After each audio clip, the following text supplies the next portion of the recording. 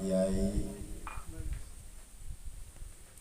para jamaah peserta khalwat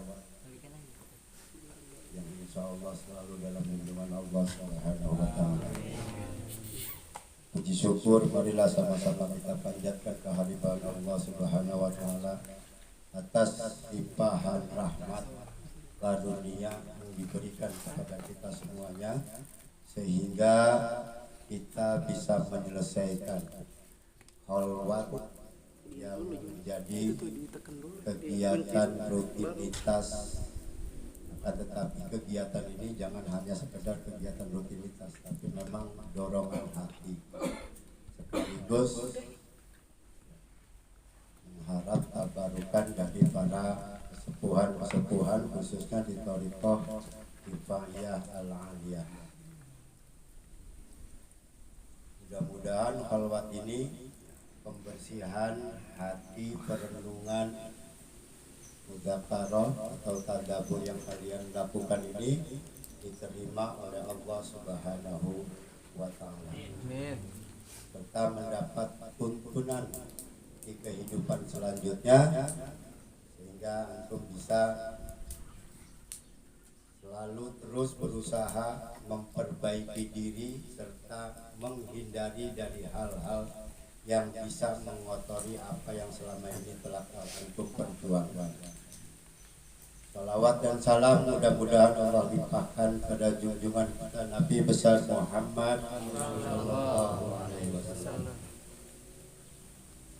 Hadirin wal hadirat rahimahumullah. Kalau mengacu kepada Syekh Al-Adhar Magelang sama Syekh Hadratus Syekh Imam Asy'ari, kemudian juga Hadratus Syekh Hasbullah yang dikenal dengan trio Magelang,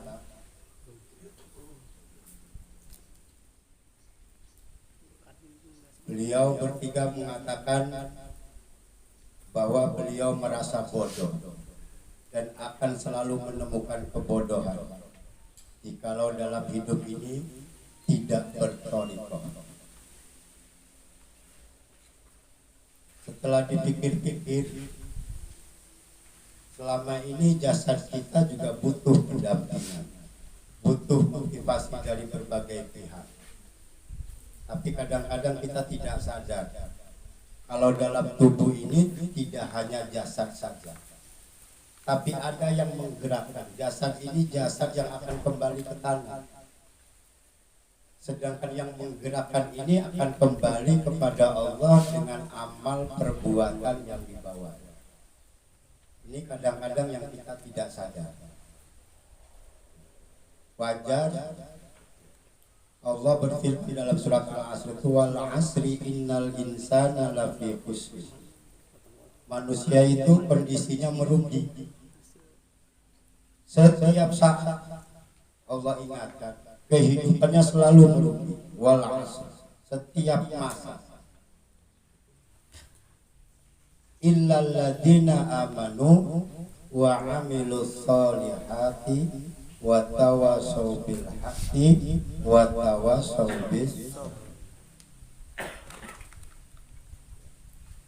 Kecuali illal ladzina amanu, orang-orang yang beramal, orang-orang yang beriman, wa amilus solih, dan orang-orang yang beramal soleh, serta saling mengingatkan dalam kebenaran dan kesabaran. Yang Allah tekankan di sini adalah iman. Iman disandingkan dengan amal soleh menjadi lengkap.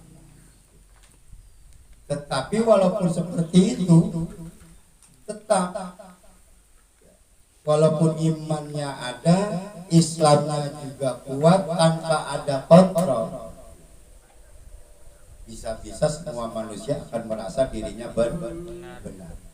Sehingga dalam thariqah itu ada yang namanya latifah, salah satunya latifatul atfa. Yang penyakitnya latifatul atfa ini adalah latifatul rabbaniyah. Tapi hak-hak Allah diambil alih oleh kita. Merasa akulah merasa gagah, akulah yang paling kaya, akulah yang paling mampu, akulah pengasih. Hak-hak Allah diambil oleh kita. Penyakitnya di sana, kesombongan yang ada. Tapi di saat kita masuk dalam thariqah, akhirnya kita mengenal, oh selama ini apa yang timbul dari khayalan, apa yang timbul dari pikiran, kita bisa menelaah mana yang hawa nafsu, mana yang dari dorongan Allah. Karena apa? Kebenaran itu harus dijiwakan. Makanya Syekh Abdul Qadir Jailani menyampaikan bahwa Rasulullah SAW bersabda, ilmani, dua ilmu. Pertama ilmu lisan. Ilmu lisan inilah yang akan menghancurkan kehidupan manusia. Pinter ngomong, agama, berbagai macam kebenaran, tapi di belakang sama saja. Seperti orang yang tidak punya agama. Yang kedua ilmu qalb, ilmu hati. Nah ilmu hati inilah yang akan menyelamatkan kita. Artinya apa? Antara jasadiah dan ruhiyah harus seimbang. Dalam dasar keislaman kita antara iman dan Islam harus seiringan berjalan sehingga mengerucut menuju ihsan. Tidak bisa iman dipisahkan, Islam terpisah. Tidak akan mungkin bisa mencapai ihsan. Karena ihsan itu anta'budallah bi annaka tarahu wa illam tarahu fa innahu yaraka. Kalau orang yang tidak berthariqah mungkin tidak akan memahami dan akan sulit menerapkan rukun ihsan. Makanya ketiga ulama tadi, ulama besar tadi merasa bodoh kalau dirinya tidak masuk dalam berthariqah. Thariqah itu banyak, silakan tanya. Berthariqah itu hanya satu, tidak boleh berdua. Kemudian juga thariqah itu